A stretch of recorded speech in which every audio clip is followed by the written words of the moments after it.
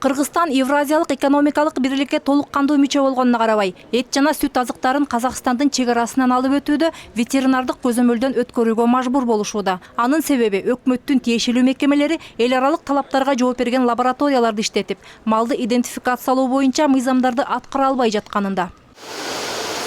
Алсак эт жана сүт азыктарын өндүргөн бул сүт товар фермасындагылар өлкө Евразиялык экономикалык бирликке кирсе эле абал жакшырып, товарын коңшу өлкөгө алып чыгууга жол ачылат деп ишенип келген. Андыктан 2 жыл бою фермасын эл аралык стандарттарга жооп берген техника менен жабдыган. Бирок өкмөттүн камарабастыгынан улам өлкө бул алкакка мүчө болууга даяр эмес болуп чыкты. Республикадагы жалпы эпизодикалык кырдаал Евразиялык экономикалык алкактын талаптарына толук жооп берген ишканаларга дагы өзүнүн кедергисин тийгизүүдө. Алсак ички рынокто сүттүн баасы 2 эсеге арзандап кеткен.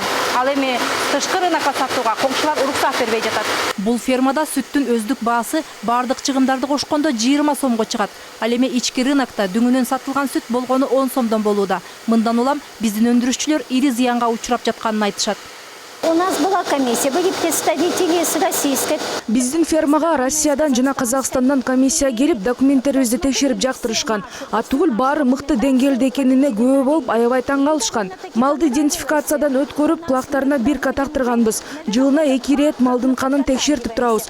Бирок өлкөдөгү жалпы кырдаалдан улам биз да жабыркап жатабыз. Сүт арзандады. Этти өндүрүү таптакыр пайда алып келбей калды. Себеби өлкөдөн сырткары сата албайбыз. Буга өкмөттүн аракетсиздиги себепкер. Кырдаал жакында оңунан чечилбей токшоп калды. Казакстандын айыл чарба министрлигинин өкүлү Сакташ Хасенов Кыргызстан менен болгон чегарасында ветеринардык көзөмөлдү алып салууга каршы пикирин билдирди. Анын айтымында бир нече текшерүүлөрдөн кийин Кыргызстан Евразия биримдигин сапаттуу жана коопсуз продукция менен камсыздоого даяр эместиги аныкталган.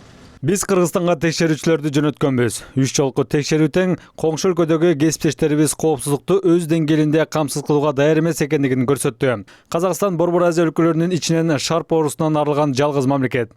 Ал эми Кыргызстанда бул илдет боюнча абал оор бойдон калууда. Мындан улам Кыргызстанда бул система жөнгө салынмайынча ветеринардык көзөмөл алынбоого тийиш. Кыргызстандын ветеринардык жана фитосанитардык коопсуздук боюнча инспекциясынын жетекчилиги казак кесиптештеринин бул сөзүн четке кагууда. Алардын айтымында бизде эпизоотикалык абал дурус, лабораториялар даяр. Кыргызстан яшыр боюнча 3 жылдан бери таза.